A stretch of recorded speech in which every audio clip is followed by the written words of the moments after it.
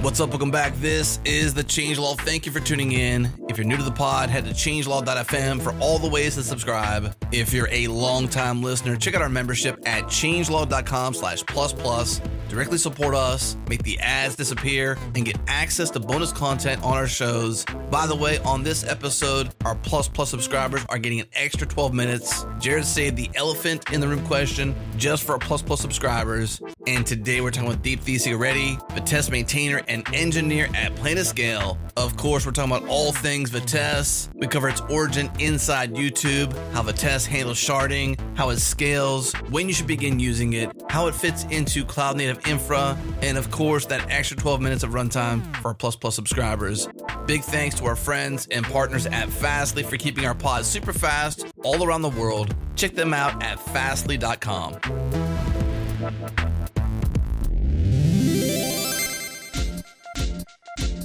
This episode is brought to you by our friends at Influx Data, the makers of InfluxDB. In addition to their belief in building their business around permissively licensed open source and meeting developers where they are, they believe easy things should be easy, and that extends to how you add monitoring to your application. I'm here with Wojciech Kajan, the lead maintainer of Telegraph Operator for Influx Data. Wojciech, help me understand what you mean by making monitoring applications easy.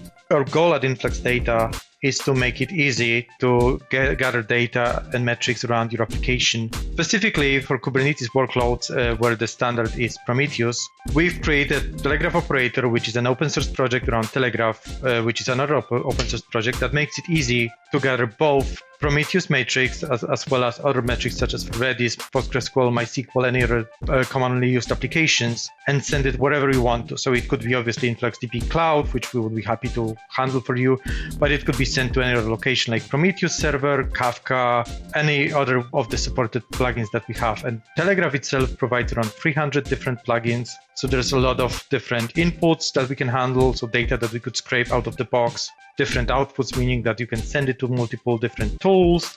There's also processing plugins such as aggregating data on the edge so you don't send as much data. There's a lot of possibilities that Telegraph Operator could be used to get your data where you are today, so with Prometheus metrics, but you can also use it for different types of data. You can also do more processing at the edge, and you can send your data wherever you want to.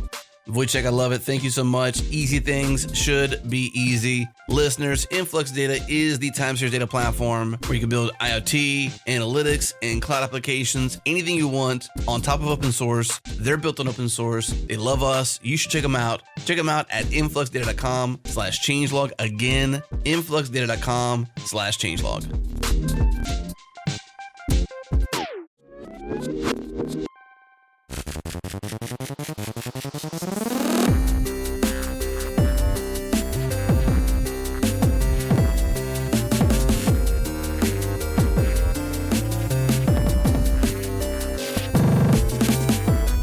Deepthi, thank you for joining the show. Been a fan of Vitess, mainly by way of PlanetScale. I'm not that deep and steeped in the horizontal scaling of MySQL myself personally, but having had a conversation with Sam Lambert on Founders Talk, really gained a lot of respect for his leadership, his new role as CEO there at PlanetScale, and really just this story of Vitess and how it's really just like doing tons of things for like YouTube and all that stuff to really make scaling the MySQL database truly possible. So welcome to the show. Thank you for coming. Thank you. What's the best place to begin when talking about Vitess? Should we explain the tech itself? Like, where should we begin the story of Vitess? I know it began in YouTube back in 2010, but what's a good sweet spot for you? We should start with the history, why Vitess came into being, and then how people outside of YouTube saw Vitess and why it got adoption outside of YouTube. So if we go back to the beginning, Vitess was started at YouTube, as you already know, and that was back in 2010. By the way, as an aside, YouTube has migrated off Vitess, so they are no longer the largest user of Vitess or even a user of Vitess anymore. Huh. But Vitess did start at YouTube. And the reason Vitess even came into being was because YouTube was growing really fast and they were running their video metadata store, not the actual video content, but just the titles, descriptions, comments, that sort of thing associated with videos on multiple MySQL instances already. So they weren't on a single MySQL instance. They were managing about 8 MySQL instances, and they were having regular outages. So the people who started Vitess, which includes Sugu, who's still working on Vitess at PlanetScale, and some others who are still at Google / YouTube or have left Google and moved on to other things. So the team that started Vitess, the problem they were trying to solve was this system keeps going down. It keeps having outages. How do we not have these outages? So they sat down and made a big list of all the outages they had experienced in some previous time horizon, whether it was a year or 2 years or whatever it was. And when they looked at that list and thought about how do we solve this, the only answer they could come up with was, we need to write a new piece of software to solve this because there is no existing way to solve this. So that's how Vitess started. And it started with solving that specific problem of we are having database outages. How do we solve that? And they did it by putting a layer in front of the MySQLs, which will do connection pooling, which will put limits on the number of results returned by a query. A query might return 100,000 rows. No one's ever going to look at 100,000 rows. So why, right? And consolidating queries. So you may have thousands of clients trying to read the same row. You don't actually have to fetch that row thousands of times from the database. You can fetch it once and serve it to thousands of clients. So these were the sorts of things that were initially built as Vitess at YouTube. And then over time, sharding an existing database became functionality that was needed and built into Vitess. But for about the first 5 years of the life of Vitess, YouTube was the only user. Even though Vitess was open sourced in 2012, it was open sourced very early on in the journey to today. But for the first 5 years, YouTube was the only user. But at that point, there were other companies that faced similar scaling challenges and discovered that there was something called Vitess, which was open source. And the way they found out about it is because Sugu and a couple of other people used to go and give talks. They would give interviews to journalists who would write about it. So this knowledge was out in the public domain. And around 2015, some other companies, which also had scaling problems, started looking at Vitess, trying it out, and then started going into production. So when it comes to horizontal scaling, it seems like there's the first step that many companies take, which is like, let's separate our reads from our writes. And we can have a bunch of read databases and then a primary or some sort of write or a set of writers. And then that's like one way to get going at a small scale. You said they were already on maybe 8 databases at the time. They had scaled some already. And then sharding is another strategy, which seems to come maybe at the same time or later. Can you describe sharding just so we're all on the same page? And then we'll see how it fits into Vitess's story as well. But just like the concept of sharding, how it works generally, and maybe some of the challenges that it adds. So the idea of sharding is that you have a whole set of data and then you want to break it up into pieces and store them and handle them separately. So a very simple example would be, let's say you go to a conference and you are trying to check in and they have these different counters or booths with, if your last name starts from A to M, you go here. If it starts with N to Z, you go here. So that's a very simple example of sharding your data set. So in terms of what it means for Vitess, if we take any application that is storing data, let's say you have a set of people, a users table, right? What you're trying to do is to break it up and store it in different individual databases, but present an illusion to any application that is trying to access the data as if it is a single database.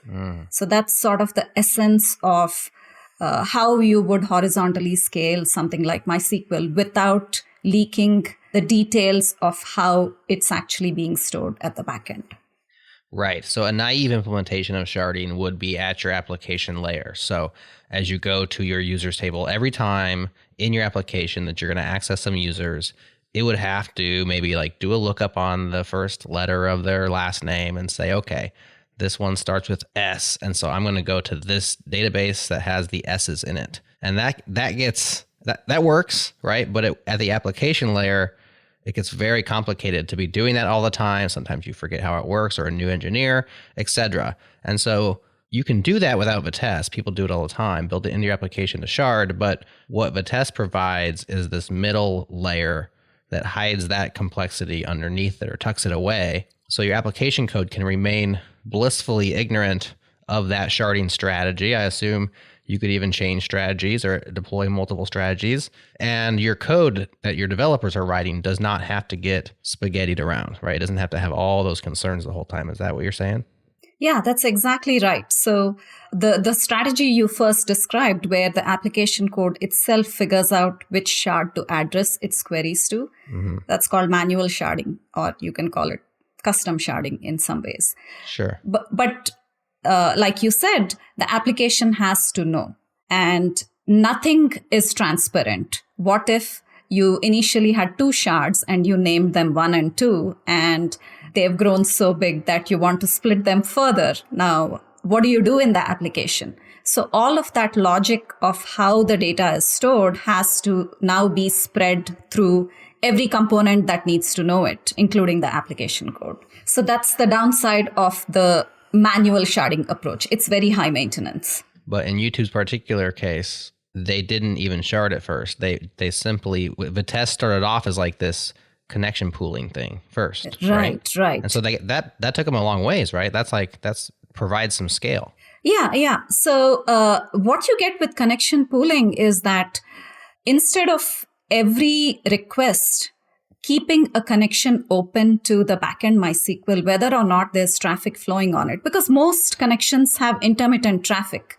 It's not like data is flowing back and forth all the time. If I'm on the YouTube website and I click on a video, they have to show me the metadata for the video, and then I'm going to watch the video. So for, 5, 10, 20 minutes, I may not need to go back to the database at all, just to give a very crude example, right? Mm-hmm.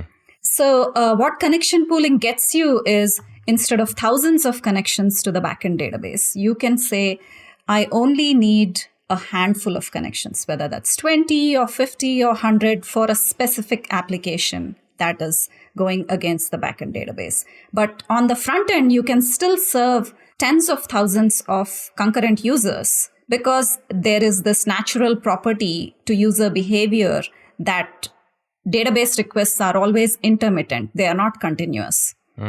So you're fighting against those peak moments. You have to guard against the peaks. Yes. Actually, they're almost the only thing that matters. Is you have to have the capacity at the peaks, because the valleys are just going to be there. So one of the things you can do by having a connection pool is that you can convert load into latency.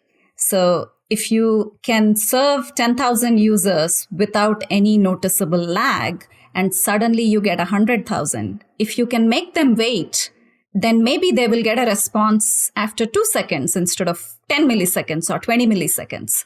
But you get the ability to handle that load just by delaying some of that work. Obviously, if you have a sustained peak, if your traffic doubled overnight and it stays double, then you have to start provisioning more capacity at the back end. But transient peaks you can handle with a connection pooling strategy. Which is nice, because on the web, transient peaks are normal, and overnight double your capacity is abnormal, right? Like, you don't expect that. Maybe when the COVID lockdowns hit, many companies found themselves suddenly having twice as much traffic at a sustained clip. But other times it's like maybe an Instagram influencer sends a bunch of traffic your way, but they're very fickle and they leave quickly, right? Okay, so Vitess starts as this connection pooler inside of YouTube. Then it adds sharding, which is, I think, a huge deal and probably highly complicated to implement. And then also, I assume requires a lot of like setup and definitions of like their strategies there. In terms of just the features of Vitess over the years to now, maybe like the flagships, like those are some things. What are some other scaling features that it provides, or are those the two big ones that Vitess gives you? The other feature I want to talk about is schema changes. So prior to Vitess providing integrated schema changes, people were using all kinds of tools to manage schema changes to large MySQL deployments.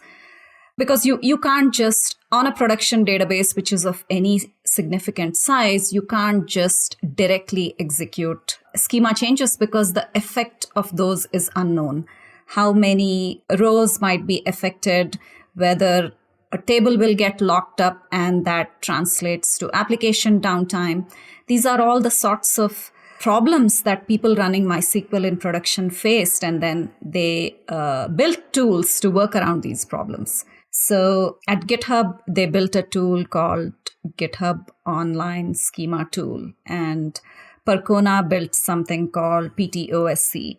So all of these were meant to work around how schema changes worked in MySQL, especially in older versions, which was not very well. Not only are schema changes not transactional, so you can't roll them back, but their effect on database performance was unpredictable. So in Vitess, in about 2019, we actually started integrating Ghost and PT online schema change. And then we also built our own Vitess native way of doing schema changes on MySQL in a safe manner. And the foundation for this online schema change technology, or Vitess native online schema change technology, is the same foundation that underlies sharding. And that's something we call v-replication.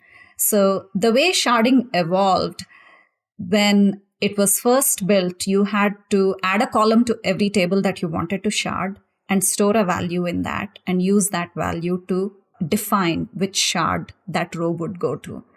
But over time, that became transparent in the sense that you no longer added to need an extra column to a table. You could take an existing column in a table that you're trying to shard and define a function on it and use that function to define how the table is going to be sharded.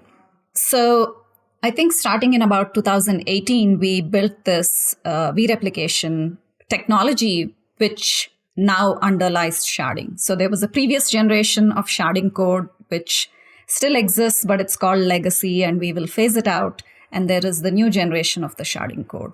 And what v-replication does is it leverages MySQL's bin log replication. So in MySQL, when you have a primary replica configuration, there are something called binary logs, which the primary that is taking the writes will write out, and replicas will subscribe to those logs, and they will receive those logs from the primary, and then they'll apply them to their own databases. And that's how replication works.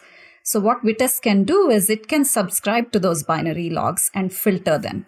So by filtering them, you're saying, okay, maybe I'm in a resharding operation. So I have this one database. I want to break it into two.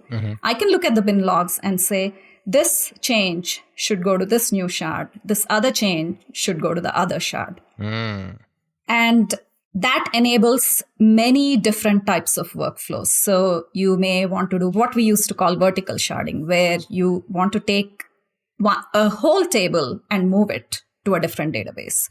Or you may want to do horizontal sharding, where you have a big table and you want to break it into multiple shards. Or you may just want to do something like a materialized view. So there is a table with data. You're interested in a subset of the data for some particular application, and maybe you also want to do some aggregations on that. Maybe you just want a count or a sum of some column, number of orders, or total value of orders, right? So materialization is something you can do with v-replication. So this technology we built that can look at MySQL's binary logs and process them in different ways for different applications eventually became the foundation for also doing schema changes in a very robust way. That sounds super slick. How long did it take to come to that implementation? You said 2019 was when these things took hold, this vReplica? Most of the vReplication code in its initial incarnation was written by Sugu. And I think it took him about a year to do that. After that, we've had more people working on it. And I would say it took another year for it to get to the point where it was stable and Vitess users were using these vReplication-based workflows to do sharding on their production systems. And it was at that point that we started building the online schema change functionality on top of it. I just find it fascinating that a tool that began 9 years prior, I mean, assuming it's around 2019, like the aha moment or the idea of like, hey, let's take these binary logs and provide this filtering mechanism, and that will be how we shard. But then also, by the way, this is a really great way of doing schema changes. And then a year of effort by one person, or I'm sure there's other people involved along the way, like lots of effort to roll that out, to develop it, and then to test it and to actually integrate it. Now it's being used in massive scale. It's just amazing to me that sometimes it takes that long of doing it differently, or of just toiling or working on other things, and then being like, oh, here's a much better way of doing it that actually solves two problems at once. It's really cool. So the amazing thing about vReplication is that it was originally created to do sharding at a table level or at a database level, right? But once it came out, and this is something we see every once in a while with Vitess, we may develop something for a particular use case, but people will start using it for other use cases because you can never think of all the use cases. Right. So vReplication, for example, we have someone who's using it to create a development copy of their production database that developers can have access to with all the PII redacted. So they select a subset of the columns from the production database tables so that there's no user information, there's no addresses, credit cards, what have you. And developers can then use that redacted database for testing out new features. And they don't have to access the production database directly. Super cool. You've mentioned Sugu a couple of times now. Can you kind of just share who this infamous / famous person is behind the scenes, who's told away, as Jared mentioned, and as you mentioned, Deepthi? Can you kind of impart to our listeners who that person is? Sure. So Sugu was at YouTube when Vitess was created. So he was one of the co-creators of Vitess. He was instrumental in open sourcing it. So he says that the reason they open sourced it is because they never wanted to reinvent it. And you know how things are these days. No one stays at the same company forever. So they were looking forward to the day when they would eventually leave YouTube and might have to solve database scaling problems elsewhere. So he was instrumental in open sourcing Vitess to start with in 2012. He came up with the name Vitess. The project at YouTube was called Voltron, but when they open sourced it, they had to change the name because Voltron is copyrighted by whoever owns that character. For sure, yeah. 1980s nostalgia, for sure. And they had written code where components had names like VT something. There were directories in the code with VT in them. So they were like, okay, we have to find a name that still can be contracted to VT. And Sugu happens to be someone who's fluent in French. So he took the word Vitess from French. It's spelled with an E at the end and it means fast. And then he took the E out and called it Vitess without the E. Yeah. So Sugu was an engineer at YouTube. He was instrumental in creating Vitess. And eventually there came a time when Vitess was technology, not product. So in that sense, it wasn't a revenue generating project for YouTube. And there was probably not a lot of appetite to invest into it. At the same time, there were outside users who were using the open source version of Vitess, and they needed support. So how do you deal with this, right? So it was at that point that Sugu went and talked to some of the people in the Kubernetes community who had started the Cloud Native Computing Foundation. And they recommended that Vitess should be donated to CNCF. And Google was on board with that. Google, from what I know, from what I have seen, is extremely open source friendly. They are a part of CNCF. They are a major sponsor to many open source projects and conferences and communities.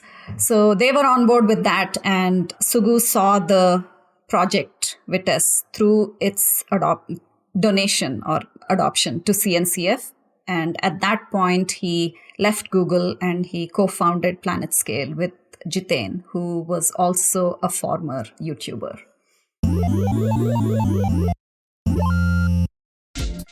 This episode is brought to you by our friends at Fire Hydrant. Fire Hydrant is the reliability platform for every developer. Incidents impact everyone, not just SREs. Fire Hydrant gives teams the tools to maintain service catalogs, respond to incidents, communicate through status pages, and learn with retrospectives. What would normally be manual, error-prone tasks across the entire spectrum of responding to an incident, this can all be automated in every way with Fire Hydrant. Fire Hydrant gives you incident tooling to manage incidents of any type with any severity with consistency. You can declare and mitigate incidents all inside Slack. Service catalogs allow service owners to improve operational maturity and document all your deploys in your service catalog. Incident analytics let extract meaningful insights about your reliability over any facet of your incident or the people who respond to them.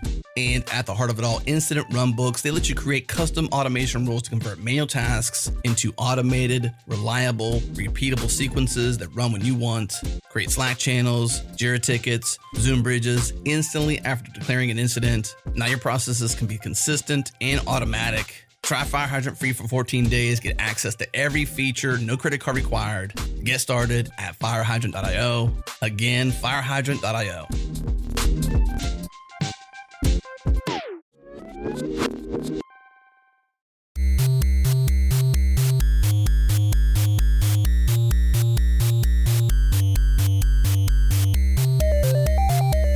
So Vitess has had a long journey inside and now outside of YouTube. At a certain point, you came along and got attached to the project. Can you tell us your journey, maybe even in your career, and then how it got attached to Vitess along the way? So I started working with databases back in, I would say, 2000. I did not study databases at all as part of my formal education, but I had to start working with them because that was the way the world was going. I was working at a company that built supply chain software, and specifically we were building software for retailers, and retailers have a lot of data and they store them in databases. So whatever software we built had to work with databases. And those were the days when we still used to ship CDs to customers. And we were trying to build this large-scale supply chain planning system for retailers, and it had to work with Oracle. It had to work with DB2. At some point, we thought that it would need to work with Informix, but slowly we realized that no one actually was using Informix anymore at that point. So I had to learn how to write code that worked against databases. All of the data is going to be stored in the database. You're going to fetch some of it into memory, do something with it, write the results back into the database. Mm-hmm. So along the way, I learned how to write SQL. I ended up I didn't write the full parser, but I borrowed a SQL parser that somebody else had written, and I was using it to understand SQL that was part of our application and emit the two variants, Oracle and DB2, because we did not want to maintain two versions of queries, and they were queries that had to be written differently for the two different databases. Time went on. I continued working with Oracle, and I did that for about 15 years.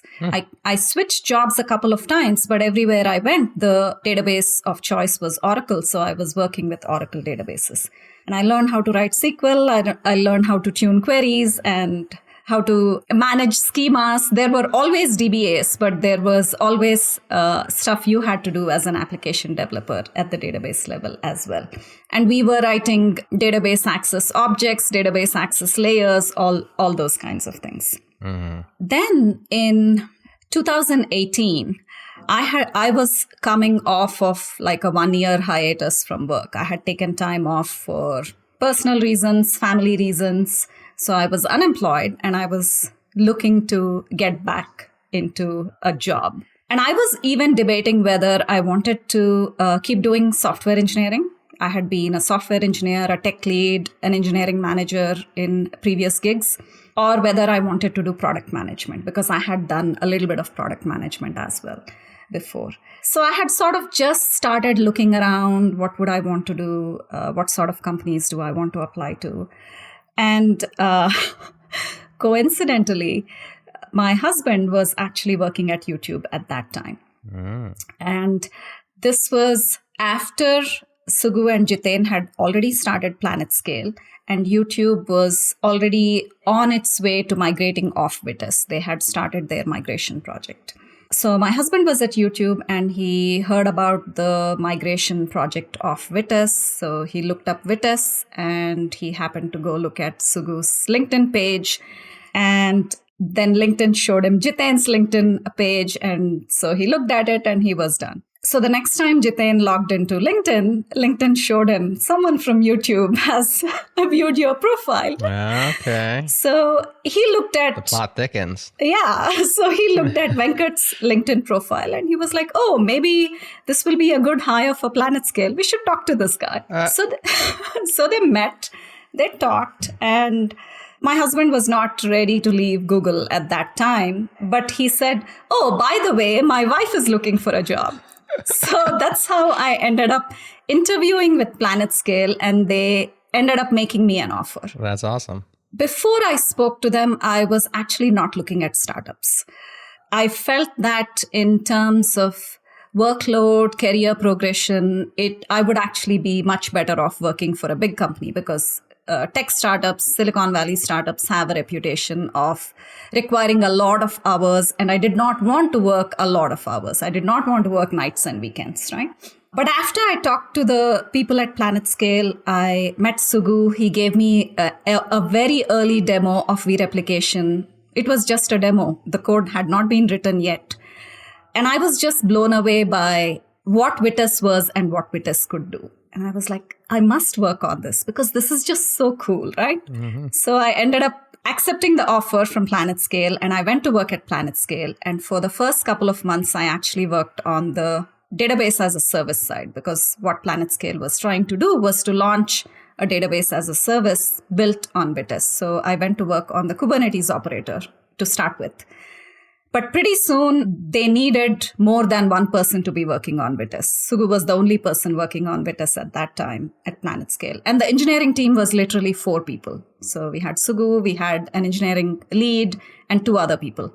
So they said, okay, the engineering lead needs to focus on the PlanetScale side of things, the database as a service side of things. So you are the next logical person to start working on Vitess. And that's how I started working on Vitess. Awesome. And that was 3.5 years ago now. Wow. It's incredible how you can step away from a career for a bit and come back into probably, I can imagine just by the joy you're sharing here as you describe your story. You know, the listeners aren't getting to see your face, but I can see a lot of joy in your face as you describe this journey of your own to step away and then come back into, you know, not so much a boring big tech job, but something that seems to be startup, exciting, and maybe the opposite of what you thought a startup could be or would do for you. Right. So I think I had definitely been through some not fun times at an earlier point in my career. I had somewhat burnt out a little bit. I was even questioning whether I wanted to be in the tech industry anymore. But working on Vitess, I think, has really brought that joy back. It's given me back the zest of working on something interesting. You're working on hard problems, but it's not hopeless, right? Because there is progress being made on these basic computer science problems on an ongoing basis. So in Vitess, we are grappling with distributed systems, and the theory and practice of distributed systems keeps evolving, and we can learn from what other people are doing, and maybe we can do something that others can learn from. So to me, that is awesome. Mm-hmm. Something you said before we took the break, and this kind of dovetails a bit into more of the journey, is this idea of Vitess being open source, not wanting to write it again in the future. I mean, that to me is kind of the core component of open source, right? Like, especially something that's born inside of a large organization like YouTube has become. And I could just see like, how would the world be right now given what PlanetScale is doing, and then how it's also supporting Vitess and its journey through CNCF from incubation to graduation, Sugu's journey personally, and the team that's grown up around it. Like the idea to open source it was like profound, because I don't want to write this thing again somewhere else. I'm going to leave eventually because, that's how things work. Eventually, you're going to go somewhere else and do something else. What about for you? What do you think about the idea of open sourcing Vitess? Was it just genius to do that? What do you think? I do think it was genius because it happened. Open source is now, I guess, 30 years old. But in 2012, it wasn't as intuitive or as much of a default as it is today. Today, engineers working at any company, they would love to open source their work. Mm-hmm. It wasn't that way back then. Most companies kept their work proprietary. There is an additional bit of hassle involved in open sourcing something. I recall way back, this is sort of tangential in a way, but this was 2009. I was at Future of Web Apps in Orlando. I think it was Miami, Florida. And Blaine, I can't remember his last name at the moment. Jared, you may remember. He was CTO, I believe, at the time of Twitter. And Twitter was falling over left and right. And it was based on MySQL. And I can remember like he had to leave his talk on stage to go and deal with like a sharding issue essentially, because it was just constantly falling down. The fail whale was a big meme, all that good stuff. And like, I just think about like Twitter then had like Vitess been a thing and open source, they wouldn't have had to rewrite or do their own thing.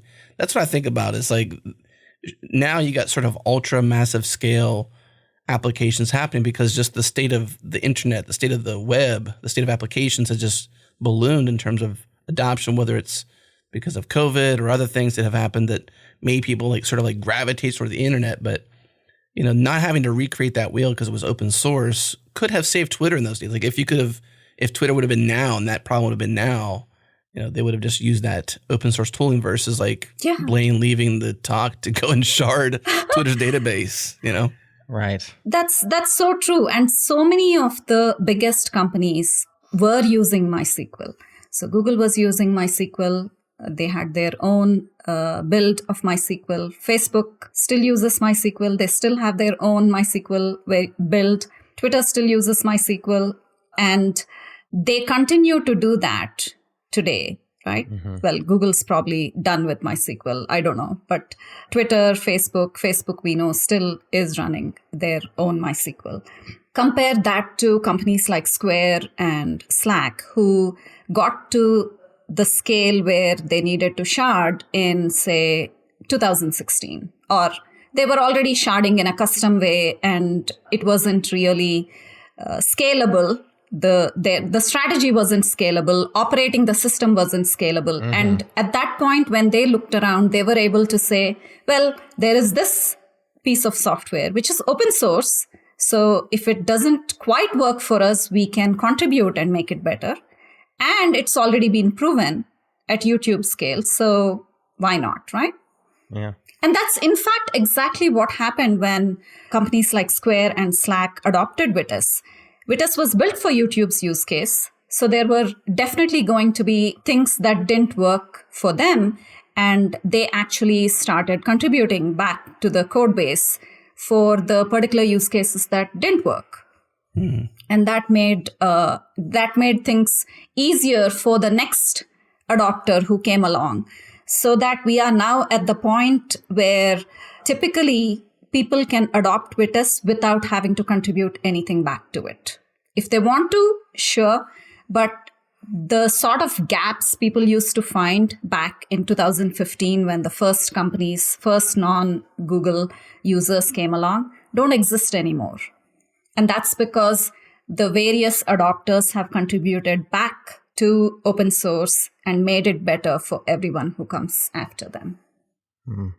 What if you were starting a business today? So Vitess seems like it unlocks operational horizontal scale at the cost of what starts off as complexity, additional moving parts, setup, time investment.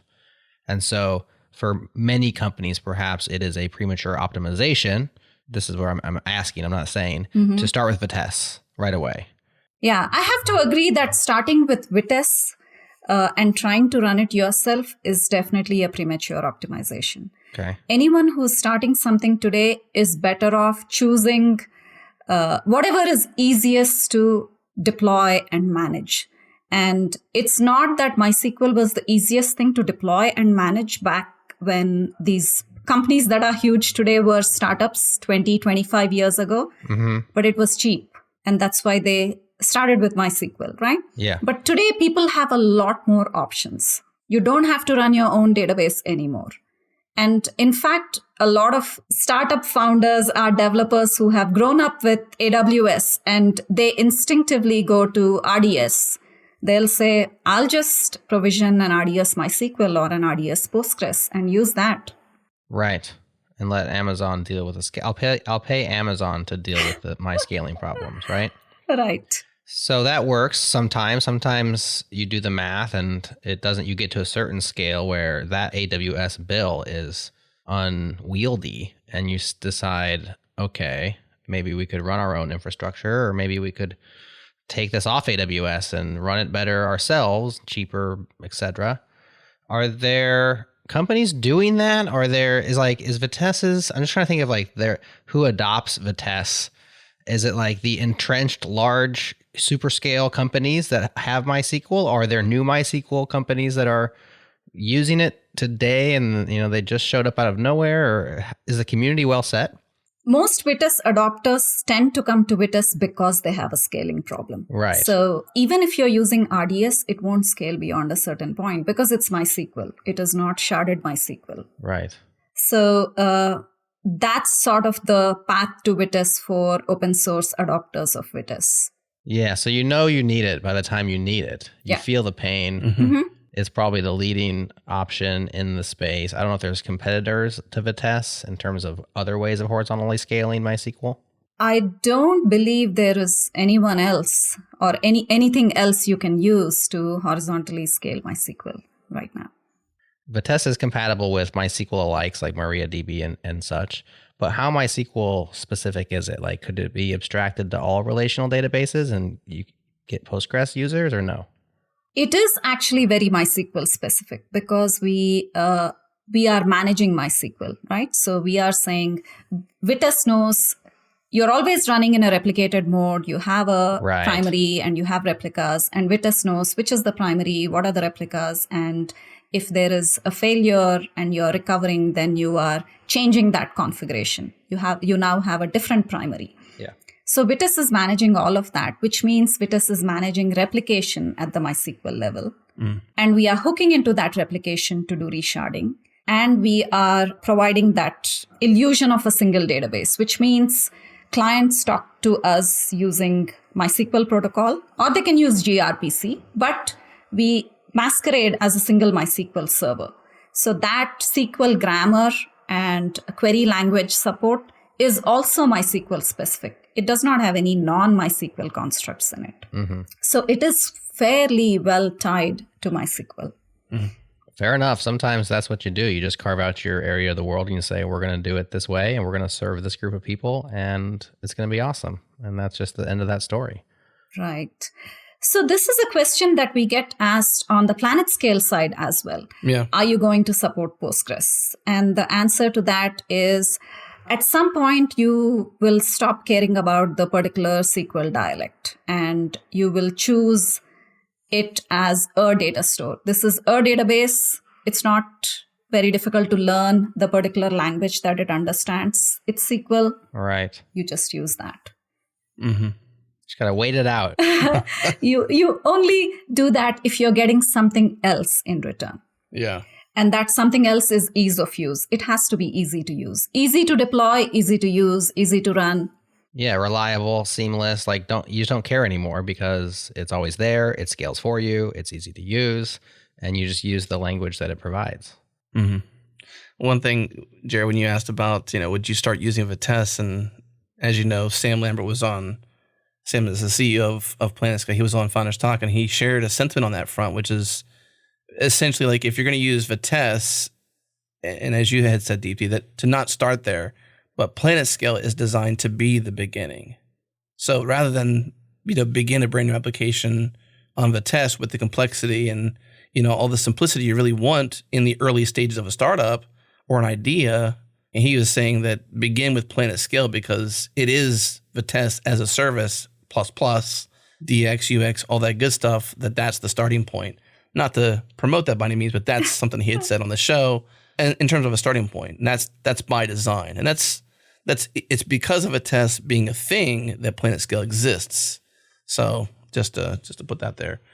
When someone's trying to adopt Vitess, what does it take to adopt it? What does it take? What's the stack look like? How does the stack change? What is it like to deploy it? How does it run? Is it its own server? Like, what is it like? So there's definitely a hardware cost to it when you start deploying Vitess. So typically what people will do is they have their MySQL instances already, and they'll just put Vitess in front of it and start routing the application queries through Vitess. So obviously you have to run these additional components that Vitess brings in. For every MySQL database that you have, you run a management component called VT Tablet, and you run a bunch of proxies which will receive the MySQL queries, connections from clients, and then pass them to the tablets, which will eventually execute those queries on MySQL. So there is a hardware cost associated with it. There is also compatibility. So Vitess is MySQL compatible, but MySQL syntax, query syntax, and constructs keep evolving. So Vitess started, I think, maybe on MySQL 5.5, and we now support almost all the constructs in 5.7, but not everything that is in 8.0, because a lot of new syntax was introduced in 8.0. And where this becomes hard, it's easy if you're unsharded. You sort of just have to understand the syntax and you can pass it through. But in a sharded system, what you end up doing is that you take each query and you have to plan that query. And you have to say, which of the backing MySQL should this query eventually go to? Because it's not going to go to all of them. Mm-hmm. It's going to go to either one of them or a subset of them. In rare cases, yes, if you do select star from a sharded table, you have to go to all of them. But usually you want to go to a subset or a single one. And query planning is where we figure this out. So what that means is that any new syntax or construct that MySQL introduces, we have to be able to understand that, because maybe it's a function and the function is being applied to the results of multiple rows, and you have to know how to implement that function in Vitess in order to still provide that transparency. What's another example? Or it's a join.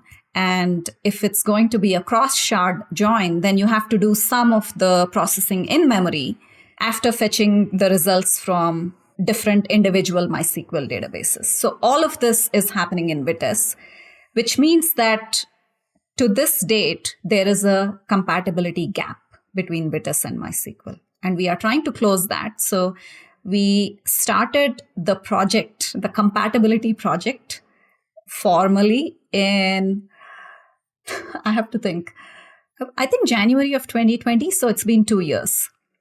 And we are still working on it. And we have like a sub team at PlanetScale, all of whom are Vitess maintainers who focus on closing this compatibility gap. And the way we did it was we said, okay, we'll take some popular developer frameworks like Ruby on Rails, or try to run WordPress on Vitess and look at the queries that are being executed. And especially with frameworks, they execute some preamble queries, some information schema, metadata queries, and so on. And then we start adding support for those things. But to come back to the original question, which is what does that journey of adopting Vitess look like for someone who starts on Vitess?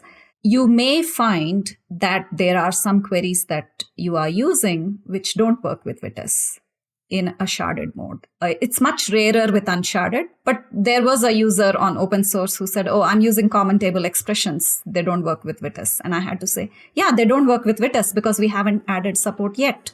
But most of the time, it's not unsharded, but sharded that causes the incompatibilities. So people will take a test environment, they'll have some test data, they'll put Vitess in front of their MySQLs, they will start sending some test traffic through Vitess, and then they'll discover what are the things that don't work. At that point, they have a choice of either contributing a fix upstream to make it work or changing how their application works so that those queries are not produced anymore. So that's the sort of journey people tend to go through when they come to Vitess. And then once they know that, okay, either all the queries work or we've made the usually not big changes, minor changes needed for the application to work, then you can start moving from test into production.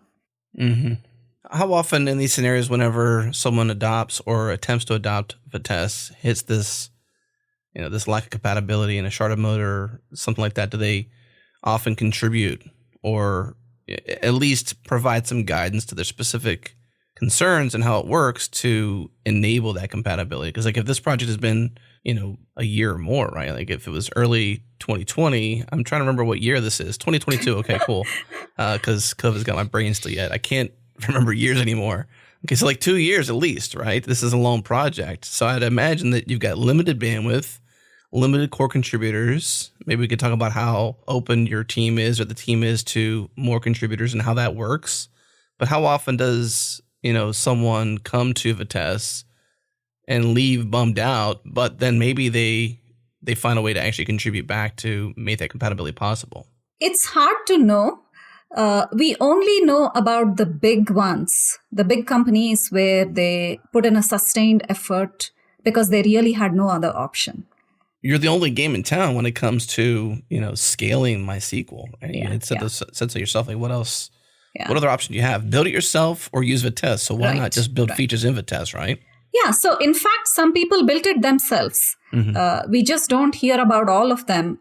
I know of one, but there must be many others who built their own custom way of sharding on top of MySQL because they needed to. But if you don't want to build it yourself, then Vitess is pretty much the only option unless, I don't know, some people may just migrate out of MySQL at that point. I don't know what people are doing. So I think this sort of contributing back upstream and sticking to it in spite of hitting roadblocks probably happened a lot more in the early days. The gap is much narrower now in terms of compatibility. So my sense is that it's actually rarer for people to hit those things and then say, oh no, we can't deal with this. The gap is small enough that, first of all, we have a list of things that don't work that's in the public repo that anybody can look at. And if somebody says, what are the queries that are not supported, we can just point them to that. So they can upfront scan through them and look at their own application and make some decisions. Beyond that, we are obviously open to contributions. But I think the fact that the people at PlanetScale who do this do it full time versus someone who's trying to adopt Vitess is either a database infrastructure engineer or some other type of infrastructure engineer. They have like their day job, right? So we don't see at this point a whole lot of contributions to Vitess in terms of compatibility. Most of it is happening from PlanetScale.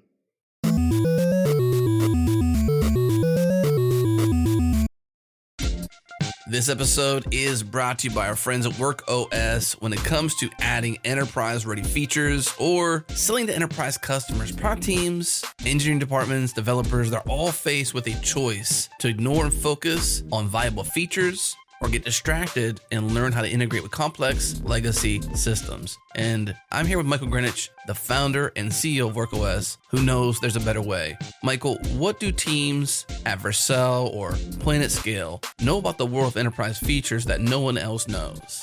The world of enterprise features is full of acronyms. Typically, they're like these 3 or 4 letter acronyms like SAML or SCIM. or SIEM. It's like secure information event management. There are these long kind of like really obscure acronyms that most developers aren't familiar with. They've never really heard of. And this is what IT admins require you to build integrations around. They say, hey, we need SAML, or we have to have a SCIM integration, et cetera. And for companies like, PlanetScale or Vercel that are building on really modern stacks, building with React and like, cutting edge JavaScript technology and like web applications, they're really having to go integrate with these old legacy platforms and systems. Like SAML's built around like XML several generations before. And so I think when those companies looked at what to do in this scenario, they have deals that are getting blocked because they don't have something like SAML, single sign-on. And their engineering team is like, do we really want to spend all the time to go read the spec and learn how this works and dive into all the different ways this can break? And in the case of SAML, there's a bunch of instances of security vulnerabilities that have happened over the years. Do they really want to spend time on that? Or do they want to spend time building, the unique features that power Vercel? Like focusing on Next.js and focusing on those applications. And for these companies, they don't want to spend the time thinking about SAML. They want to be able to hand it off to someone who can really go deep in that and obsess over it. And so we're sort of like, the partners to all these companies that goes really, really deep around, these acronyms or obscure technologies, making sure they don't just work really well, but they work everywhere with every single system. And we've tested it end to end. And it even has this kind of compounding effect. The more people using WorkOS, kind of the more stable and more robust it becomes. And what it really does is lets companies like Vercel or PlanetScale or Hopin or Webflow focus on those product features, and for their best engineers to spend time still delighting their customers and not necessarily doing these enterprise IT integrations. That's awesome. Thank you, Michael. So even if your team isn't focused on enterprise, you can still leverage WorkOS so you're not turning enterprise away. Learn more, get started at workos.com. They have a simple pay-as-you-grow pricing plan that scales with your usage and needs. No credit card is required. Again, workos.com. And by our friends at SourceGraph, they recently launched Code Insights. Now you can track what really matters to you and your team in your code base. Transform your code into a queryable database to create customizable visual dashboards in seconds. Here's how engineering teams are using Code Insights. They can track migrations, adoption, and deprecation across the code base. They can detect and track versions of languages or packages. They can ensure the removal of security vulnerabilities like Log4j. They can understand code by team, track code smells and health, and visualize configurations and services. Here's what the engineering manager at Prezi has to say about this new feature. Quote, as we've grown, so has a need to better track and communicate our progress and our goals across the engineering team and the broader company. With Code Insights, our data and migration tracking is accurate across our entire code base, and our engineers and our managers can shift out of manual spreadsheets and spend more time working on code, end quote. The next step is to see how other teams are using this awesome feature. Head to about.sourcegraph.com/code-insights. This link will be in the show notes. Again, about.sourcegraph.com/code-insights.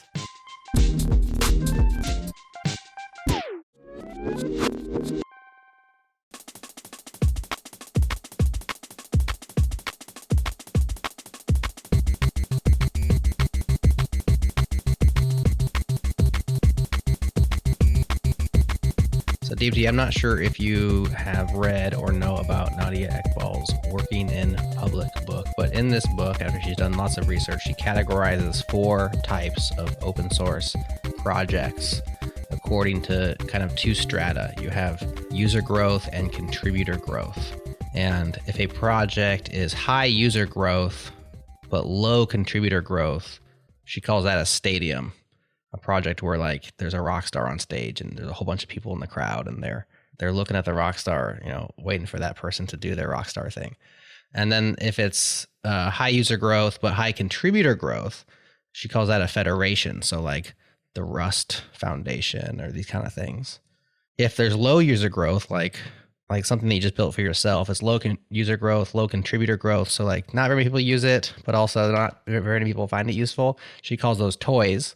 So maybe you have your own dot files, you have a command line app that you use just for yourself, scripts, etc. And then there's a 4th group, which is low user growth, but high contributor growth. And she calls those clubs. So they're never going to be that big, but like the people who get involved tend to be contributors. Like if you're using it, you're probably contributing. She calls those clubs.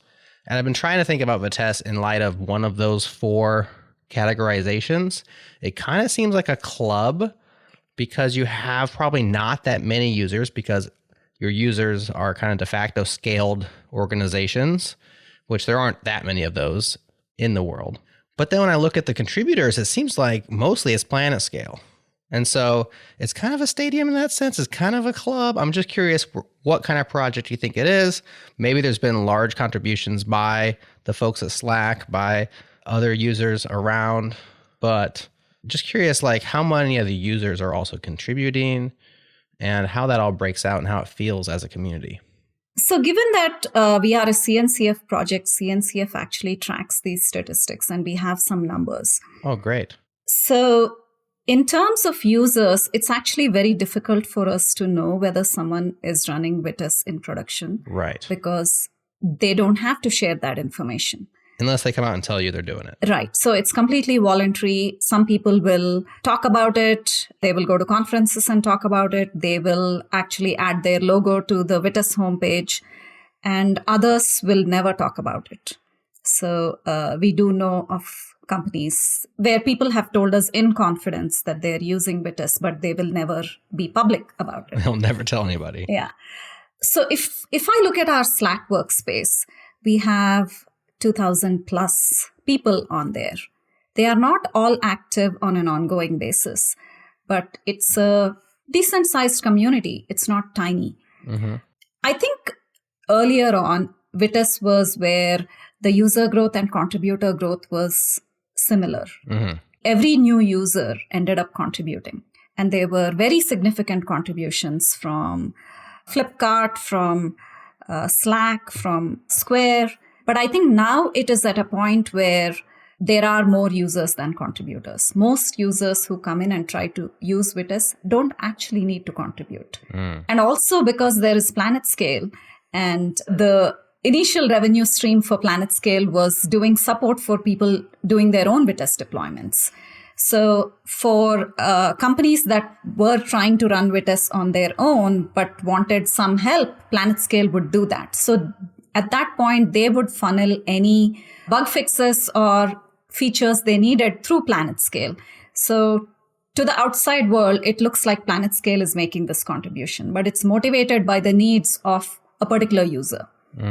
So I think we have evolved to a point where PlanetScale is the main contributor and maintainer to Vitess. We still get contributions from other maintainers. We still get contributions from like random people that I don't know. But it's definitely now, I think, more of the stadium type of project. Yeah. There are, I think, other reasons too, besides the one I talked about, which is PlanetScale was supporting people who wanted to do this. So then that just became the easiest way for them to get stuff done in Vitess versus contributing it themselves, right? Mm-hmm. I think the other reason also is that initially, when I started working on Vitess, there were only 2 people at PlanetScale working on Vitess. So obviously, we couldn't do everything that open source users needed, and people had to contribute. So Slack, for instance, contributed many significant things, which they found because of the way they were trying to run Vitess. They didn't expect Sugu and me to do all of those things because it was physically impossible to do so. But the maintainer team at PlanetScale has grown to the point where we can do the bulk of things that are flowing either from users of PlanetScale databases or open source users. So it just seems easier sometimes for people to say, oh, here is a bug, and maybe somebody will jump in and say, I know how to fix it. It'll take me 10 minutes. I'll do it, right? It's interesting because the motivation from PlanetScale side obviously is its core to PlanetScale, like right. Sure. as a commercial open source company to have the expertise and then to fix and improve Vitess. So it's natural. Yeah.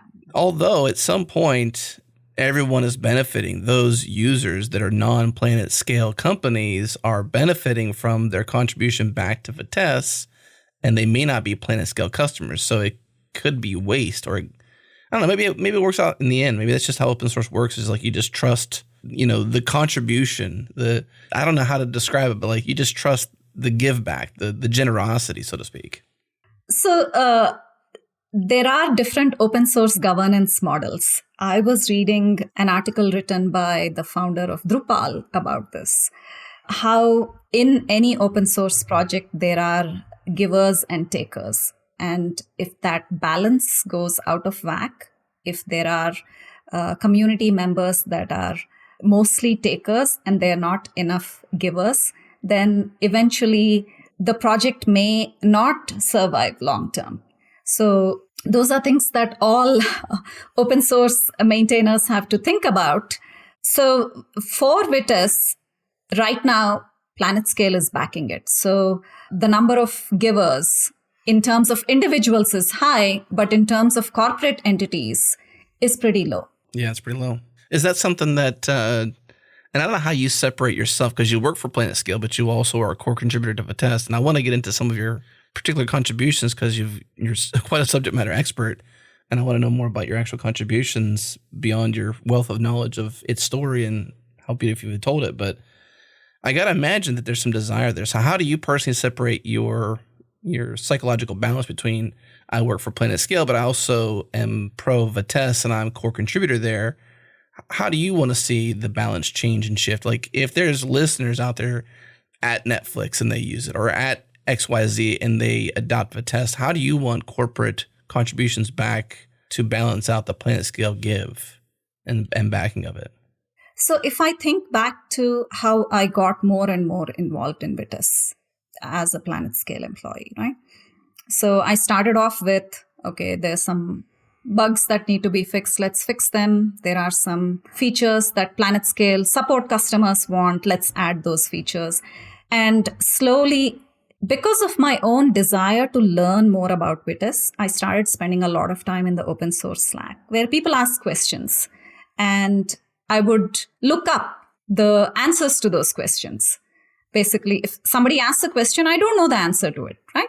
So I'll go and run Vitess myself in my local environment, try it out and understand how it works, and then trace it back to the code. And then at that point, I'll be able to answer that question. Or I may just search through the Slack messages to find the answer. So I had to build my competence in Vitess at the code level, but I also had to build my competence in Vitess as a user from the user perspective.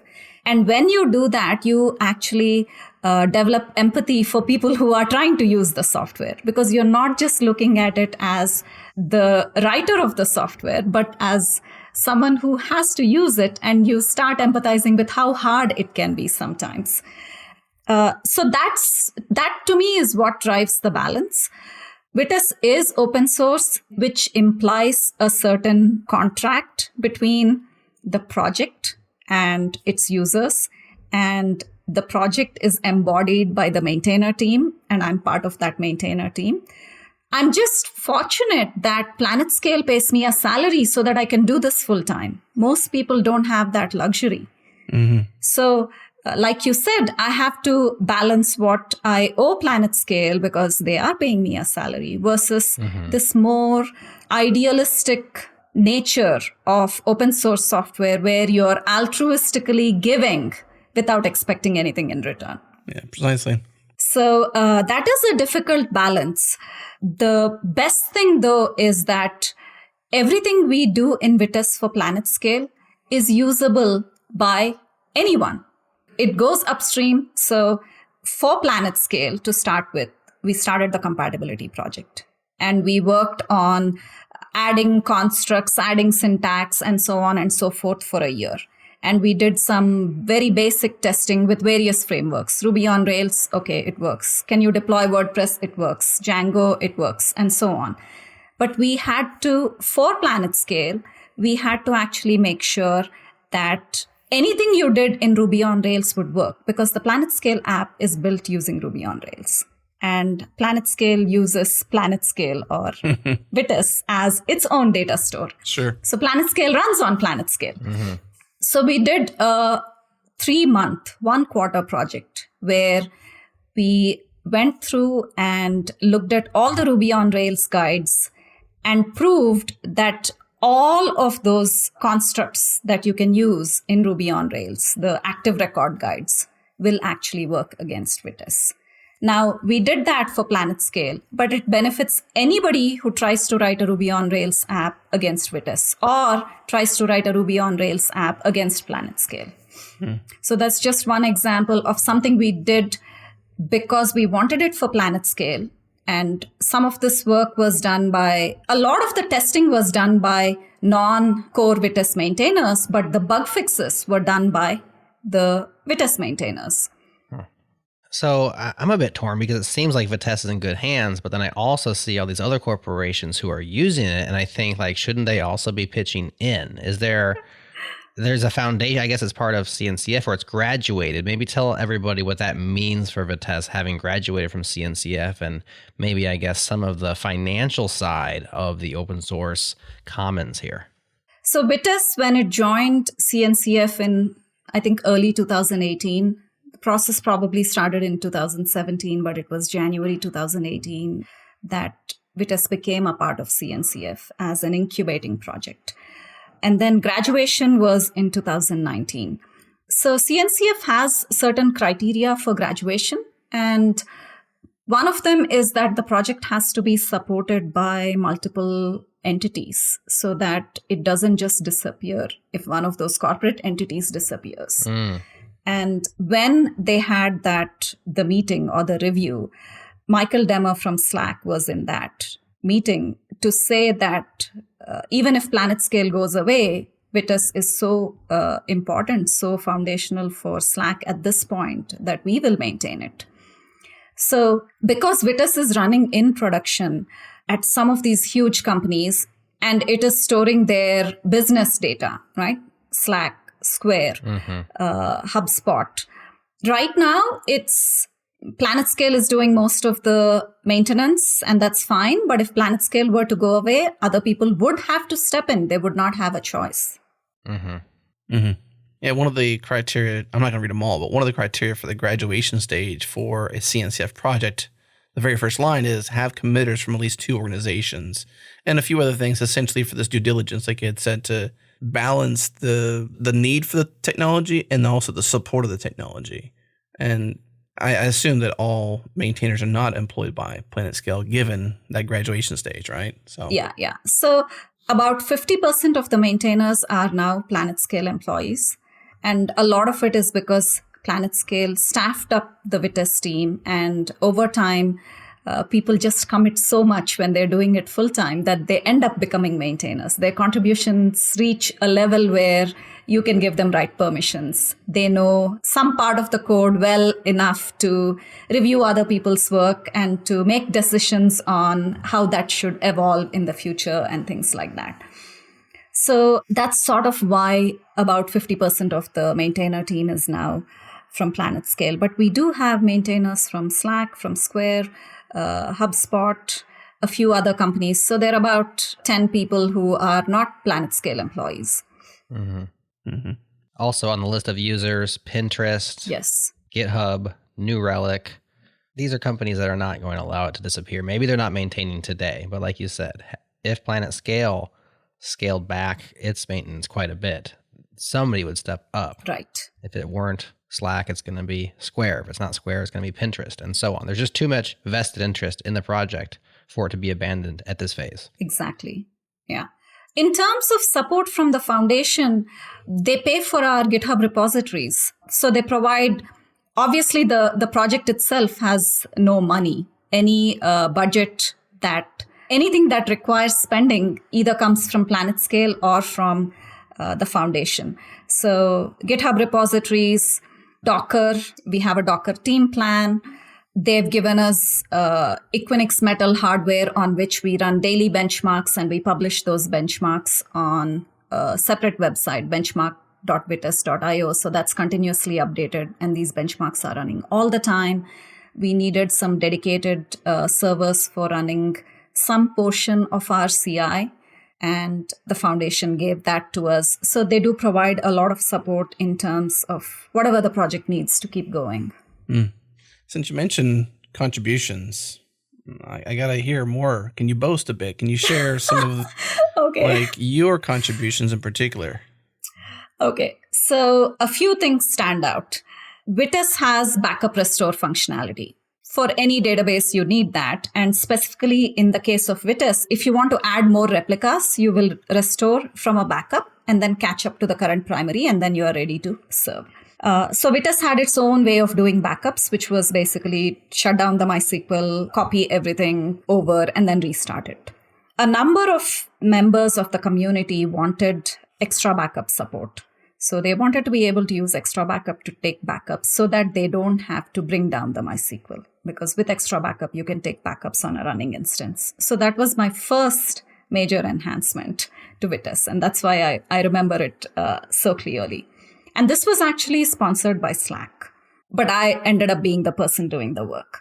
And then once we did that, we also did a feature where you could do point-in-time recovery. So let's say somebody did something bad, lost some data, you want to go back to a good known time. You want to be able to go backwards in time. Most of the time, this is for the purposes of forensics. You want to go back and say, okay, what happened? What was the state of the data at the time or whatever? But point-in-time recovery was something else where I didn't do all of the work, but myself and another engineer together did that. And then health check. So in Vitess, there is a component called health check. So what you're doing is that if you look at the Vitess architecture, there's a metadata store, a topo server, which stores the list of all the tablets. But you don't rely on that when you are serving queries. So you have the proxy layer called VTGate, which receives the MySQL connections and queries and sends them to the tablets. But it needs to know what is the primary for a given shard. And the way it keeps track of that is that it establishes connections to all the tablets and it receives periodic health checks. So this health check code was actually very complex, and we would get bug reports and they were very obscure, very hard to track down. They would only happen under certain conditions because mostly they were race conditions or issues with locking and stuff like that. So I ended up rewriting all of that. And that is one of the hardest software projects I've done in my life because that code was very complex. It was almost impossible to understand what it was doing at a code level. So Sugu sat down and he told me what it should do. He said, don't think about what the code looks like right now. I'll tell you what it should do, and then you can implement that. It was so difficult that parts of it were done by 3 people together. So we would get onto a Zoom call or some sort of a video call and screen share and start looking at the code together and start writing code together. So the health check rewrite was a big deal. And what that enabled us to do was to support replica transactions. Prior to rewriting the health check, we did not have a way to do read-only transactions on replicas. You could do read transactions on the primary, but there were some users who said, we basically want a snapshot when we begin the transaction. We don't want to see the commits that happen while we are reading data. So we really want to do a begin, read, and end. So replica transactions was something that we were able to do because we rewrote the health checks. So these are some things that I can remember. It's big deal stuff there. Deepthi, congrats. Coming back from a year hiatus, back into the swing of things and kicking butt, if I can tell. Let's talk about the future then. So I know on the blog you had mentioned, or at least Florin had mentioned back last month, the announcement of general availability of Vitess 13.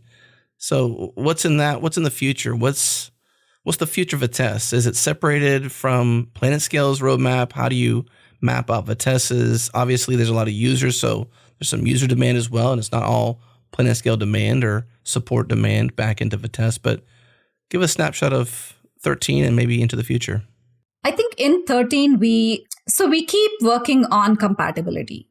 And one of the things our query serving team realized at some point was that they needed to rewrite how the query planning was being done. Query planning was being done in a particular way at the code level, and they sort of had to tear the whole thing apart and put it back together, but that would have been very risky. So what they did instead was that they wrote a new version of the query planner while keeping the old one. And when the new version reached parity with the old one, we were able to say, okay, now the new planner is GA and it supports constructs that the old one simply could not. It was too complex at a code level to add support to certain things in the old planner. So the new query planner is GA, and because we spent like a couple of releases building that up. So first you have to reach parity, then you can start doing new stuff. So in this release, we were able to add support to a number of constructs that didn't work earlier, because towards the end of the previous release, we actually completed the work of bringing it up to parity. So that's a big thing. And then the online schema changes. A lot of improvements have been done to the online schema changes over time, and a number of them happened in the last release, and there will still be a few going forward, but that is getting quite stable now. So looking ahead to the next release, the big things that we want to go into GA in the next release are the Vitess native online schema changes, which are still marked experimental. We started, actually, I don't know if I should say the maintainers from Slack started building a replacement UI for what we had. So Vitess has like a very primitive management UI, which was written back in 2012 or something like that. It looks very ugly. It's still using some old versions of Angular JS, which you can't upgrade from, and so on and so forth. So the team at Slack actually started building a UI for their own Slack internal usage. And at some point, they were able to open source it. So they were able to get their management to agree to open source it. And then they talked to myself and a few others who were in the maintainer team about how they can go about doing that. So this new generation UI called Vitess Admin UI is expected to go GA in the next release. And they've been working on it for almost 2 years now. So it's been a long process. But I'm actually looking forward to that, because when I do demos, it's like, how can I show this like really old and ugly UI, right? But I don't have a choice. Right. That's exciting. The other thing that was sort of a missing piece in Vitess for a long time was automatic failure detection. So we didn't talk about Kubernetes, but if you are running Vitess in Kubernetes and a Vitess component goes down, Kubernetes will bring it back up. But what if a MySQL instance goes down, right? Kubernetes will bring it back up, but it will take time. And maybe people are running it with systemd or systemctl or something else that can bring it back up. But when a MySQL goes down, to bring it back up takes time. And that time could range from 30 seconds to several minutes. And for most production systems, that's too long. So what we really need to do is for Vitess to monitor these and to do an automatic failover when a MySQL instance goes down. And for the longest time, Vitess didn't do that itself. There was another open source project called Orchestrator, which people would integrate with to get this ability. Because Vitess might be running in Kubernetes, outside Kubernetes. You can run it in many different ways. But what we've started doing, and this is again a project that started in 2020, I want to say. So it's been in the works for over a year, was to take what Orchestrator does. It's open source, right? We can copy it in and change it the way we want to. Mm-hmm. So we took what Orchestrator does, brought in some of the code, rewrote some of the code to do it the Vitess way, so that within Vitess, there is a component that is watching all the MySQL databases. And if the primary goes down, the failover is automatic. It doesn't have to be human intervention. So that self-healing mode or autopilot is where we want Vitess to go more and more as we look out beyond this year and look into the future for the next 2 to 5 years. Self-healing, autopilot, usability, these are things that we want to worry about for the community. Some of these are relevant for PlanetScale, but usability is not a big issue for PlanetScale because PlanetScale has its own UX. Right. Vitess is really a backend component as far as PlanetScale is concerned. VT admin UI, maybe not. So it's a mix of what is driven by PlanetScale and what is driven just as project vision or driven by the community. I guess one more question on the release schedule. Is there, since you mentioned 13 in the next release, what is the schedule? Is there a schedule? Is it monthly? Is the next version 14? Is it 13.5? Is it, how do you version? How do you release? What's the schedule? There is a release schedule. The next version is 14. So a couple of years ago, one of our maintainers wrote this up as a Vitess enhancement proposal. So we have a repo called enhancements. So this is modeled after Python, Kubernetes. Everybody does this now. If you want to do some fundamental change, you write it up as an enhancement proposal. So there is a published release cadence. We used to do 4 releases a year, so every quarter, effectively. And starting this year, we are going to do 3 releases a year. And the releases come with certain guarantees that the open source maintainer team will maintain a release for a year after the release date. And maintaining means that any major vulnerabilities will be patched. If there is a critical bug that can lead to data loss or system downtime, that will be fixed, and we will do patch releases if necessary. We don't typically do more than 1 or 2 patch releases for a major release, but we do end up doing a couple of patch releases for each major release. Gotcha. Anything we didn't ask you, Deepthi? Anything that we left on the table that we didn't get a chance to ask you in closing? We didn't talk about Kubernetes. So I guess 2 things. So one is Vitess has been cloud native since 2015. You have been able to run Vitess in Kubernetes since 2015. And that is a non-trivial thing because, like I said, you can't just kill a MySQL pod and restart it on another node and expect it to work because it needs its storage. Right. Right? Yeah. So that's one thing. I think the other thing is that the reason Vitess or PlanetScale or anything like this is relevant and will continue to be relevant is that if I look at the database market, there are some trends, right? One of them is the move to cloud. Everybody wants to run everything in the cloud. They no longer want to deal with their own data centers. That is a clear trend. And with cloud comes Kubernetes. So there is a data on Kubernetes community. They do surveys, and more companies are getting comfortable with putting their data into Kubernetes. So the combination of this means that people are going to go to managed services. So Vitess is a project that people have traditionally run on their own, but I expect that most people will actually prefer to either run Vitess on some sort of a Kubernetes service like from Amazon or Google or whoever, or to pay someone else to do it. Mm-hmm.